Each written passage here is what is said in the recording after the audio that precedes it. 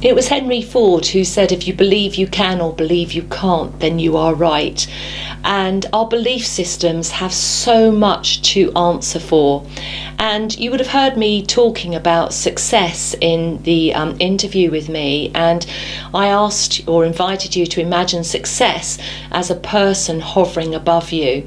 And I want to stay with that theme, but think more about how our belief systems will interact with that vision of success.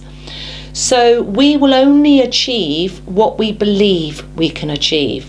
I've heard it said on the speaking circuit that you will only earn as much as you believe you can earn. You will never supersede that number if you have a number in your head. I don't know how true all of that is, but what I will say is, in my own experience, when I've addressed my belief system, when I have changed some of the things that I have believed, then the results that I have got have then changed as well. My father-in-law speaks of stories of him driving many years ago. My in-laws are going to be 90 this year. So many years ago in the workplace, driving to see a client who'd been difficult on the phone, and the initial thought of driving to see them was the last thing that they wanted to do, or he wanted to do. And he talked then about all those years ago, speaking to himself in the car, saying to himself the whole time, they are nice, I like them, this is going to go well. And he said he always, with that preparation, came out with a better result than he ever thought possible. Not necessarily the business deal, but even if he just said that meeting went a lot better than I thought it was going to go. So maybe think of an example too of maybe when you perhaps want something and you're in need of something, and there's one person who can probably get it for you, but at that moment you're feeling that you and that other person aren't particularly good friends, and suddenly now you have a need from them. And sometimes we can then go and change our behaviours around that person to befriend them, and to enhance, if you like, the pleasantries, so that you can then move to that conversation that you want to have, so that you can then get what you want to have. And in a way, that is manipulating your belief system. You can actually change how you think about somebody, and you can then end up with a result, or a better result, than you would have otherwise had.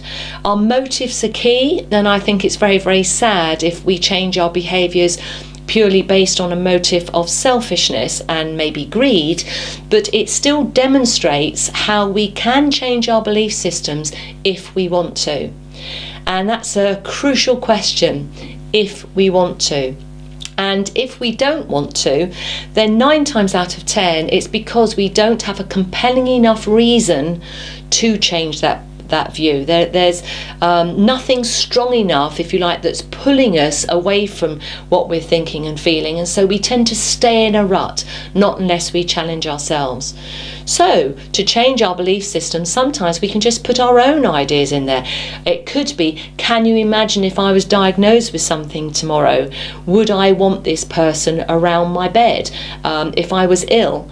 And sometimes we can just put in scenarios that could help create that energy that moves us to a compelling enough reason to change our belief systems. So I commend it to you, and to think, whatever you believe, whether you can or whether you can't, you are right. And your belief systems will always act out or be seen in our actions and our behaviours. And that's why there is a very famous saying of judge a man, obviously a woman as well, judge a man by what he does, not what he says, because we will act out what we really think. So again, if we are seeing behaviours in ourselves that we don't like, then we perhaps need to go back and ask, what is it that I believe about this situation, and how can I change it? And that can be anything from wanting to lose weight or something. If you believe you can't, then even if you accidentally lose some weight, you will always put it back on, because you want to be able to say at the end of the day, see, I told you so, I wasn't going to be able to do this. We like to prove ourselves right, and that is linked to belief systems. So look at belief systems. If you don't like some results that you're getting, then go back and look at what you believe about that situation, and then challenge yourself and see what you can change about your belief system. And I promise you, you will then get different results. For a woman who's setting up her own brand, going out there as a personal brand, so maybe not with a big team and employees, going out there on video, we've talked about this previously, how important being authentic is and how that ties in with EQ. Can you expand on that a little bit? Yes, I think the first thing that I would say is do not in capital letters, compare yourself to other people. That's the biggest mistake that people make, and that statement does sit alongside neuro-linguistic programming, which is about mirror and matching and what have you. And what I did was I did put myself in the room with people who thought and behaved the way that I wanted to think, and it was tied up with fake it till you make it and all those things. So mirror and matching is very different to comparing yourself to somebody else. And the word compare is the enemy to the word authenticity, because you cannot, by definition, be authentic if you are consumed with comparison. And, as a speaker, people say, and I've been terrible against other speakers, so I'm not saying I'm the best, but I've had people say, I wish I could speak like you, I wish I could do it. And my answer all the time has been, yes, you can. And I said, because the key element that you need is authenticity. If I'm sat in an audience listening to somebody, my buy-in to them, my response and engagement to them is basically whether I believe them, whether I can trust them. And I can only measure that against my litmus test as to whether I think you're being authentic or not. So if I look and I'm watching you and I think you're copying Richard Branson, or you're copying, I can't remember her name now, on Dragon's Den, everybody wants her, and she's from Brighton actually too, Deborah Meaden, if you're copying, then all I will identify is, ooh, you're copying. But, I've seen, if you like, not very well rehearsed speakers. I've seen speakers who have just set out on their journey, who have captured me, won me over. I've even bought a badly written book with terrible pictures in it that after reading it clearly wasn't proofread properly, based on the authenticity of that person who was engaging with me. So, be authentic, be you, do not compare yourself to somebody else. Be the best that you can be and stop winging it. Perfect. This sums up so much of my coaching. It's brilliant. Absolutely on spot. It's so important. Sally Gunnell says 70 or 75% of all success is tied up in preparation, and too many people don't do that. They don't prepare. And the last image I'd like to give you is, I want you to picture success as a person, and that person is hovering over you as you're trying to do what you're doing.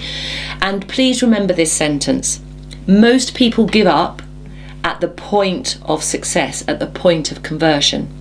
So when you're on your journey, being authentic, and you will trip and fall. And is it Edison that said, WD-40, do you know why it's called that? Because 39 attempts weren't successful. Okay, so never give up. And I want you to picture success above you when you're thinking of giving up, above you, looking down, going, no, don't give up, because success is there looking at you going, you're nearly there.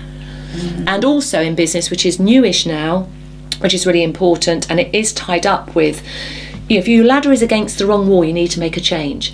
And there's two things you need to ask yourself: do I keep persisting, or do I pivot? And it's that word pivot, where you almost pitch on your heels and just turn slightly and do something slightly different. Maybe lift your ladder and adjust it somewhere. But don't give up. Wonderful. Isn't she good?